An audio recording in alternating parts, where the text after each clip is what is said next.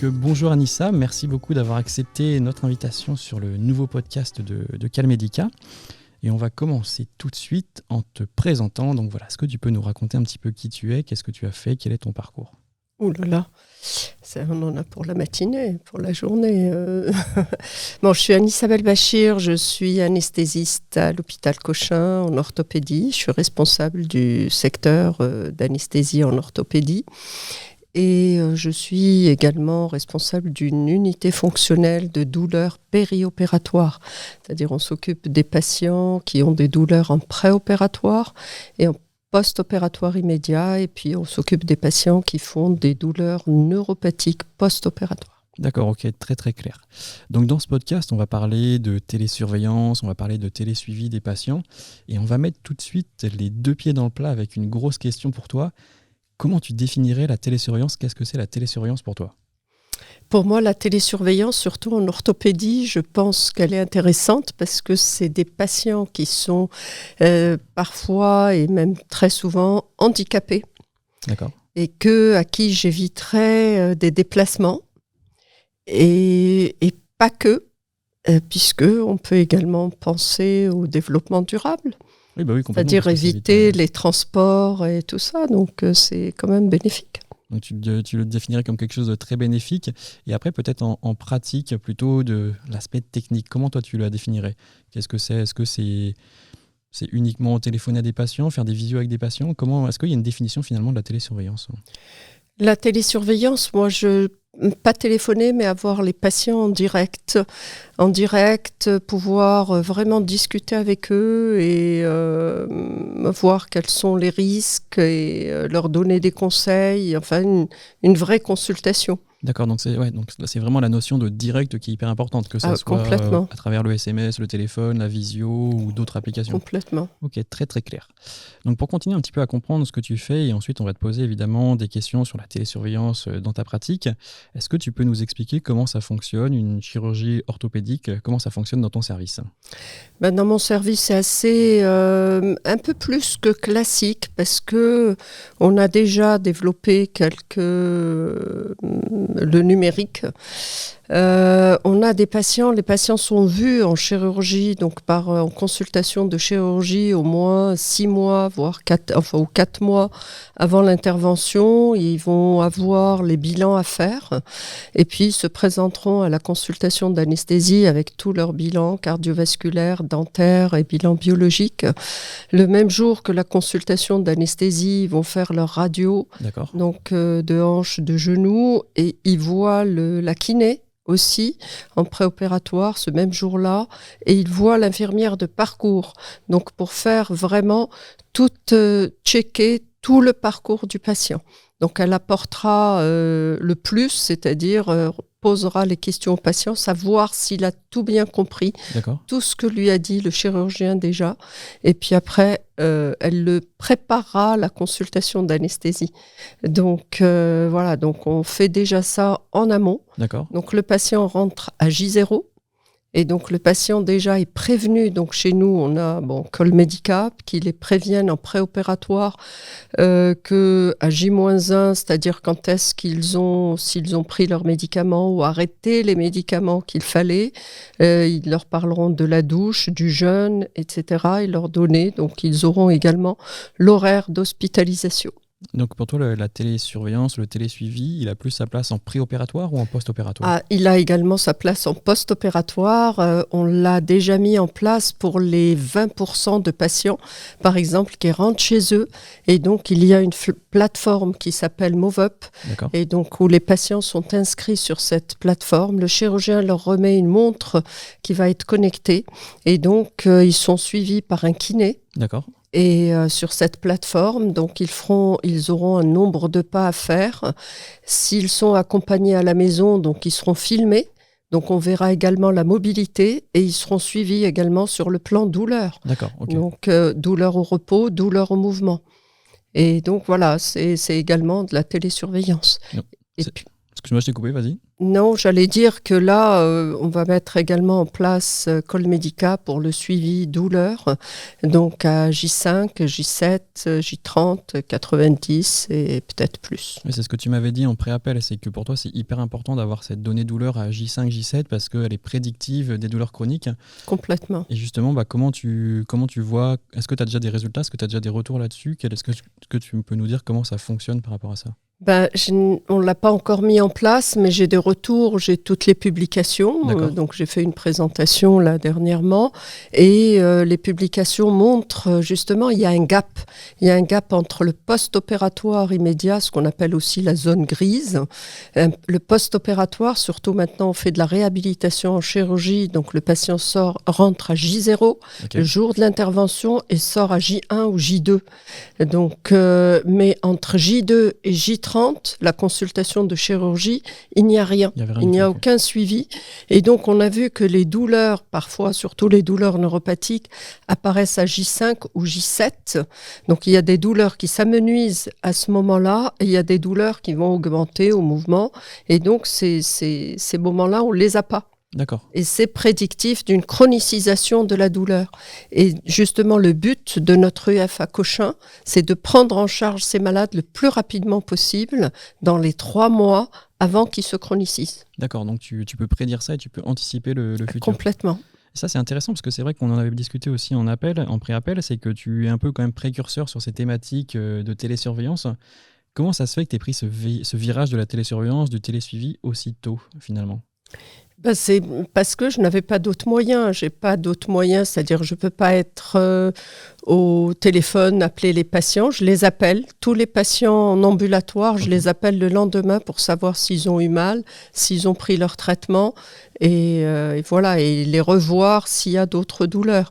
Donc ça, je ne peux pas le faire puisque je fais de l'anesthésie, j'ai des consultations aussi. J'ai vu le temps que ça prenait les infirmières, quand elles appelaient les patients en préopératoire, je les ai vues, on ne pouvait pas faire la CV, la visite, parce qu'elles étaient en train d'appeler les patients. Et surtout, on avait des patients qui échappaient, puisqu'elles leur laissaient des messages, mais ils ne répondaient pas. Donc, on avait des patients qui risquaient de s'annuler parce qu'ils n'ont jamais eu le message. Et ils n'ont pas eu le message de bon. Donc, c'est ça qui m'a poussé justement à penser avec bien sûr le chef de service de chirurgie qui voulait améliorer aussi les choses. Et donc, on en avait discuté et c'était vraiment propice. Est-ce que pour toi, c'est juste une question de conditions ou c'est aussi une question d'homme, d'humain?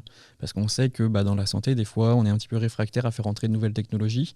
Donc, est-ce que tu peux identifier pourquoi ça peut être plus réfractaire pour d'autres personnes? Réfractaire, à l'heure actuelle, ça ne peut pas être réfractaire. Okay.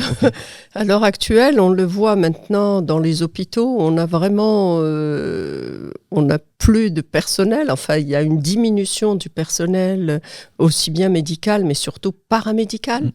Et donc, cette technologie arrive vraiment au bon moment, quoi. Ouais, donc là, maintenant, c'est indispensable. C'est indispensable. C'est un gain de temps extraordinaire. Oui, et en plus, c'est vrai qu'il y a un changement un petit peu de mentalité sur cette thématique. Voilà, et toute infirmière qui reste au téléphone avec un malade, c'est des soins en moins pour les autres. Complètement. On va revenir justement sur ta pratique de la télésurveillance. Donc, tu viens de nous dire que tu utilisais une plateforme MoveUp, si je ne me trompe pas. Est-ce que tu peux nous dire comment ça fonctionne? Et puis ensuite, je vais te poser les questions un petit peu des freins, des limites, de ce qui fonctionne bien sur ces technologies-là. Est-ce qu'on peut améliorer encore? Ça fonctionne, c'est une plateforme, c'est surtout chirurgical. Moi, je me suis incrustée. Je ne faisais pas partie du programme, mais moi, la douleur m'intéresse. La douleur est un pilier de la réhabilitation et si on ne la prend pas en charge tôt, justement, elle se chronicise. Donc, c'est des kinés et des médecins, donc une plateforme qui existe. Et justement, ça a été réfléchi au moment du Covid parce qu'il n'y avait plus de kinés, parce que les kinés ne pouvaient pas se déplacer, parce que les patients ne pouvaient pas se déplacer. Alors qu'on continuait à opérer. Et donc, ça tombait bien. Et donc, ils ont créé cette plateforme où le kiné était en contact direct avec le patient. Et dès qu'il y avait un problème, il y avait une alerte vers le chirurgien. Donc, moi, je me suis incrustée en disant, attention, déjà, je me suis incrustée pour le post-opératoire en disant, évaluer la douleur, donc en post-op, la première semaine et même au-delà, puisqu'ils les suivent jusqu'à 6 semaines. Ok. Et donc, ça m'intéressait. Donc, il m'envoyait une alerte, je contactais le patient et je voyais ce qui n'allait pas. Et puis après, on l'a fait évoluer et j'ai demandé à ce que j'ai créé un score de patients à risque en leur disant voilà, et puis le DN4, donc de rechercher une douleur neuropathique. D'accord. Et donc, on posait les questions, ils envoyaient, et puis l'anxiété. Donc, c'est recommandé par notre société savante, la SFAR, de rechercher l'anxiété en préopératoire. Et donc, c'est surtout les patients qui craignent l'anesthésie, qui craignent la chirurgie, qui veulent en savoir plus. Donc, le kiné qui récupère ces données me fait une alerte et j'appelle le patient. D'accord. Pour justement lui poser les questions et savoir ce qu'il a besoin de savoir, répondre à ces questions tout simplement. Tu me disais aussi qu'il y avait la possibilité de prendre en vidéo le patient a posteriori après l'opération. Donc, est-ce que pour toi, ça crée de la friction chez le patient? Est-ce que pour toi, c'est assez simple? Est-ce qu'il y a des choses encore à simplifier? Est-ce que tout est facile aussi pour le patient? C'est-à-dire, c'est facile lorsqu'il est accompagné. D'accord. Déjà, il faut que le patient, mais maintenant tout le monde a un téléphone, un smartphone, et tout le monde sait utiliser ça. Et surtout, filmer par téléphone, ça peut le faire. Donc, tous les patients qui sont accompagnés le font sans aucune difficulté. T'arrivais, parce qu'il y a quand même des patients encore âgés. Aujourd'hui, on parle quand même d'accessibilité, c'est encore quand même une grosse question. Donc toi, dans les patients que tu as, est-ce que c'est parce que c'est une patientèle peut-être plus jeune? Est-ce qu'il y a quand même une patientèle âgée? Il n'y a pas ce souci-là? Si, bien sûr, il y a ce souci. De toutes les façons, les patients très âgés qui ont besoin d'un accompagnement, c'est-à-dire médical ou paramédical, ils vont en centre. Cette plateforme n'existe que pour les patients qui peuvent rentrer chez eux. D'accord. Et qui sont accompagnés. Donc voilà, c'est 20% de nos patients. D'accord, directement. Et ça prend combien de temps de les former, voilà, concrètement, dans le parcours du patient? Combien de temps vous prenez à le former justement à ces nouveaux usages? Là, c'est en consultation de chirurgie. Donc le chirurgien leur montre, il leur donne la montre. Donc et puis il y a bien sûr un prospectus à suivre. Donc voilà, et puis l'infirmière de parcours leur reprécise ce qu'il faut faire. Donc mais bon, il y a des patients qui n'adhèrent pas. Et voilà, c'est pas obligé du tout. S'ils ont des kinés, nous, c'est surtout vraiment les patients qui habitent la campagne, par exemple, qui habitent loin d'un kiné, qui peuvent pas se déplacer. Le compagnon, la compagne ne peut pas le conduire, etc. Ou ne peuvent pas recevoir de kiné. C'est vraiment, c'est très bien. Et ceux qui adhèrent sont très contents. Ça, on sait que c'est une grosse question, l'enrôlement des patients. Et quels sont les freins qu'on vous oppose? Qu'est-ce que disent les patients qui ne veulent pas? Les patients qui ne veulent pas, c'est qu'ils sont... c'est surtout qu'ils ne savent pas utiliser le téléphone, c'est surtout ça. D'accord. Mais ceux qui l'utilisent sont très contents parce que ça les oblige à se lever, à marcher, à faire des exercices. Parce qu'ils ont des exercices, une auto-rééducation. Est-ce que ça te frustre pas des fois d'avoir que 20% des patients qui adhèrent et t'aimerais avoir de suivre tout le monde? Ou est-ce que finalement le volume de suivi serait trop important et donc ça créerait aussi des frictions à posteriori? Non, si on peut suivre le plus de patients, je crois que ça serait bien. Parce que là, on a des patients, par exemple, qui doivent faire de la kiné tous les jours. Ils vont en faire que 2 fois par jour parce que le kiné est submergé. Donc, vous voyez, non, au contraire, je crois qu'on améliorerait les choses si on peut faire, si tout le monde pouvait s'inscrire sur la plateforme, si tout le monde pouvait rentrer chez lui. Mais bon, c'est sûr qu'il y a des exceptions, les personnes très âgées, les personnes qui ont des comorbidités importantes et qu'il faut prendre en charge pendant au moins 1 semaine. Et d'ailleurs, on a beaucoup réduit. Avant, ils allaient en centre de rééducation pendant 3 semaines, ce n'est plus le cas. D'accord. C'est 1 semaine. 1 semaine maintenant? 1 semaine. D'accord, grâce à ce suivi. Et ça m'emmène sur une autre question, parce que là, on voit bien qu'il y a une sensibilité plus accrue à la télésurveillance, au télésuivi, avec plus en plus d'applications, et aussi qui dit plus d'applications dit plus d'alertes. Et je sais qu'on va avoir la chance d'avoir sur le podcast David Fuchs, que je crois que tu connais. et qui me disait que on ne pourra pas tout télésurveiller, on ne pourra pas tout suivre. Comment on peut faire pour éviter justement cette dérive du tout télésurveillance, tout télésuivi? De toutes les façons, nous, en tant que praticiens, on ne peut pas faire de toute surveillance. Il faut qu'on touche, il faut qu'on voit le malade, il faut l'examiner. Donc, non, on peut pas tout faire. Je suis entièrement d'accord avec lui. Et comme je vous ai dit, il y a des patients qui ne peuvent pas rester chez eux et faire... Tous les patients, ils peuvent avoir, en orthopédie, c'est un handicap physique. Fonctionnel, c'est un handicap fonctionnel. Mais on a des patients qui sont quand même qui ont des cardiopathies, qui ont du diabète, qu'il faut qu'ils soient équilibrés. Donc ils ont besoin d'être dans des centres. C'est sûr qu'on ne pourra pas tous. Et puis même les alertes qui va répondre à toutes ces alertes. C'est ça qui va répondre? Moi, c'est mon problème. C'est le problème actuel. C'est on m'envoie des alertes, mais je peux pas appeler tout le monde. Okay. J'ai pas de secrétaire, donc c'est moi qui appelle les patients pour voir. Donc ça me fait une consultation en plus. Et je ne peux le faire qu'après mes blocs ou après mes consultations, c'est-à-dire à 19h. Donc comment tu imagines ça? Est-ce que tu imagines plus tard une intelligence artificielle qui va traiter les alertes? Est-ce qu'il faut une sélection des alertes?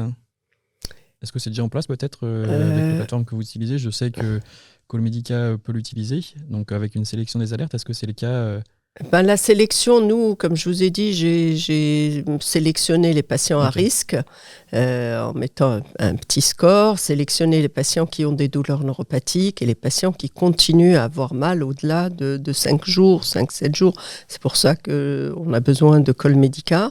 Et puis les chirurgiens, pareil, si au bout de quelques temps, le patient il plie son genou à 50-60 degrés, il faut intervenir. Donc là, il fait revenir le patient. Donc c'est pas l'intelligence artificielle ou même l'alerte, quelle qu'elle soit. Moi, si le malade a une douleur neuropathique, je ne le traite pas, je ne lui envoie pas une ordonnance, je le fais venir en consultation. D'accord.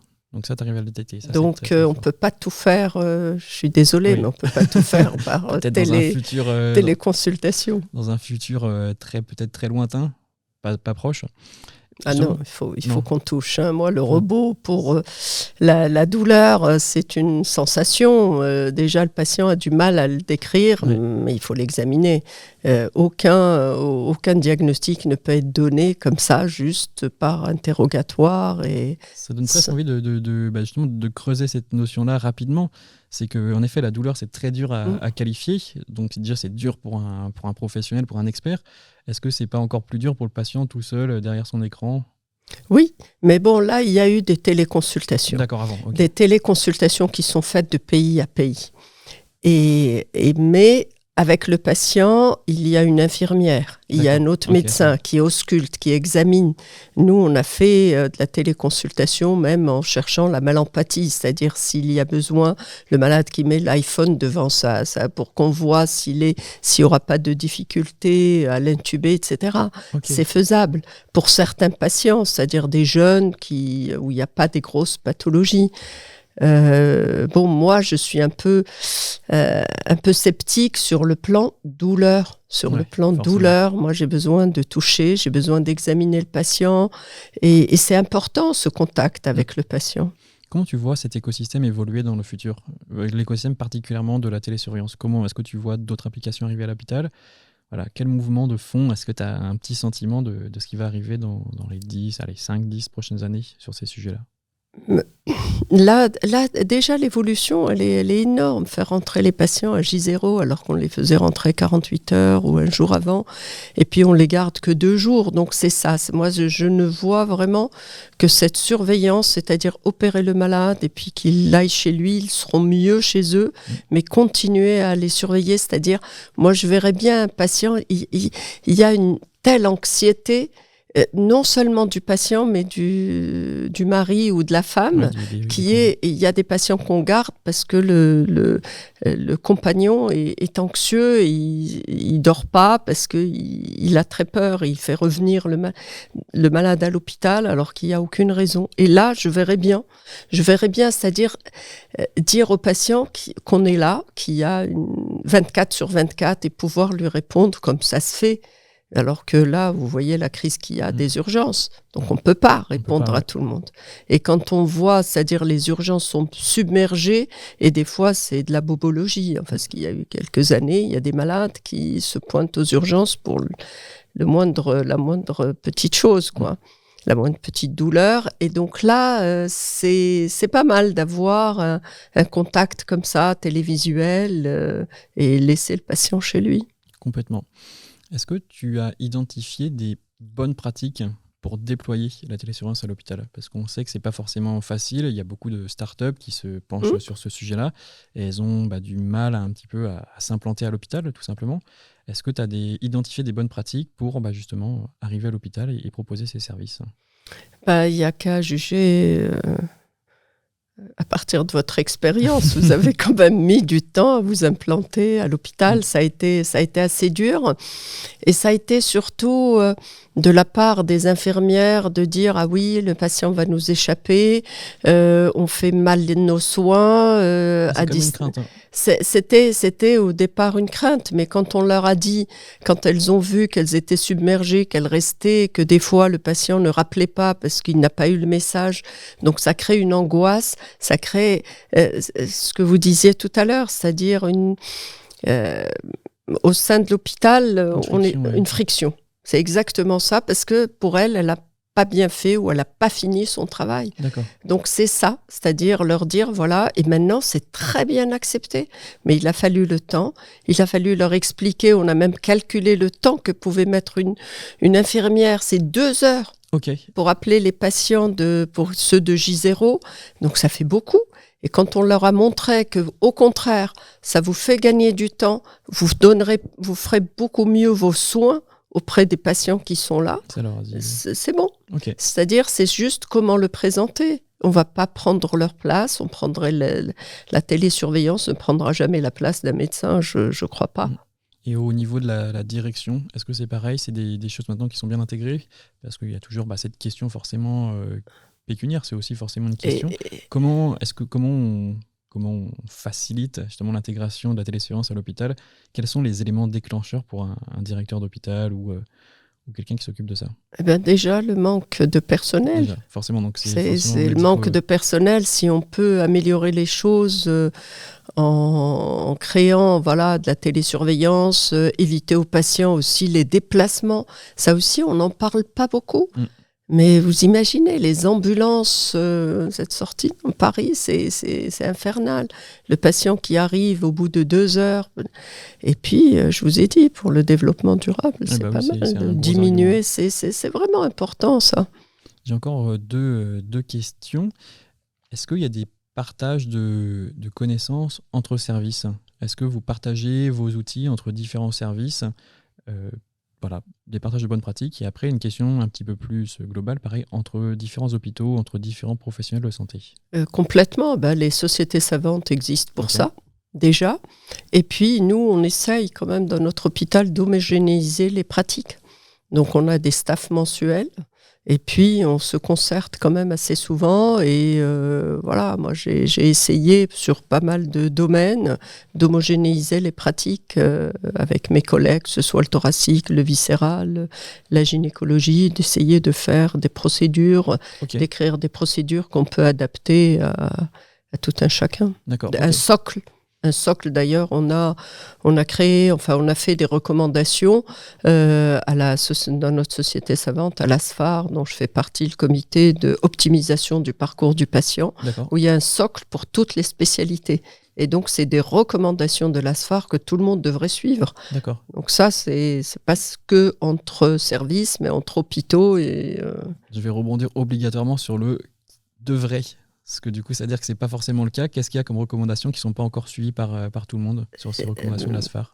Il y a des gens qui lisent pas les recommandations, tout simplement. Donc normalement, on doit tous les connaître. Bon, on les a validés en septembre dernier. Et donc, normalement, maintenant, on a commencé dans les congrès et tout à en parler. D'accord. Le congrès de la FARCOT qui a eu lieu la semaine dernière, donc on a parlé de ces recommandations que tout le monde doit connaître puisque c'est adaptable à toute chirurgie. D'accord. Et donc, c'était quoi peut-être le top 1 recommandation qui a été évoqué lors du... Eh ben, le top 1, c'est déjà voir le patient. Moi, je suis plutôt axée douleur, mais on a tout revu. Donc, rechercher la douleur, comment la traiter, chercher la douleur en préopératoire, les facteurs de risque des patients qui vont se chroniciser. Donc ça, c'est le socle pour tous les patients sur le plan douleur. Sinon, il y a également le pavé du jeûne préopératoire. Avant, c'était obligatoire. Ça l'est plus. Les traitements préopératoires, il y a pas mal. On a pas même pas Maintenant, on s'occupe de la fragilité, donc de faire de la préhabilitation, de préparer le patient. Et là aussi, on a besoin justement de ces télésurveillances. On va travailler avec Colmedica pour justement suivre les patients, avoir en plus de la consultation, même en amont de la consultation d'anesthésie, parce qu'il y a des patients qu'il faut préparer 3 mois à l'avance. La nutrition, on s'est penché sur la nutrition, que les patients obèses, donc les faire maigrir, et ça, c'est vraiment en amont.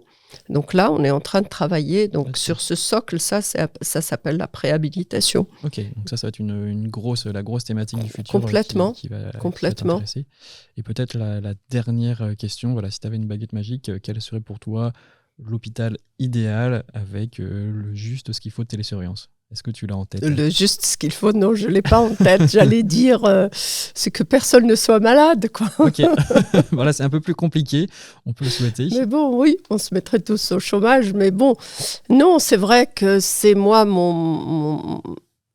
ce que j'aimerais, c'est vrai, enfin ce que j'aurais souhaité, c'est être aidé par la télésurveillance, c'est de détecter les patients vraiment en amont, les préparer en amont, donc c'est la préhabilitation, c'est vraiment ça, les détecter en amont, les sevrages, faire les sevrages tabagiques, les sevrages alcooliques, les sevrages en morphinique, en opioïdes, quand c'est pour cette pathologie-là, et puis la douleur en préopératoire, la prendre en charge en préopératoire, équilibrer les patients, équilibrer leur traitement, faire les faire bouger, donc le côté physique, donc les faire bouger en préopératoire. Et voilà, donc c'est ça. C'est les prendre en charge parce que les consultations débordent. Il n'y a personne qui fait ces consultations-là, de la préhabilitation.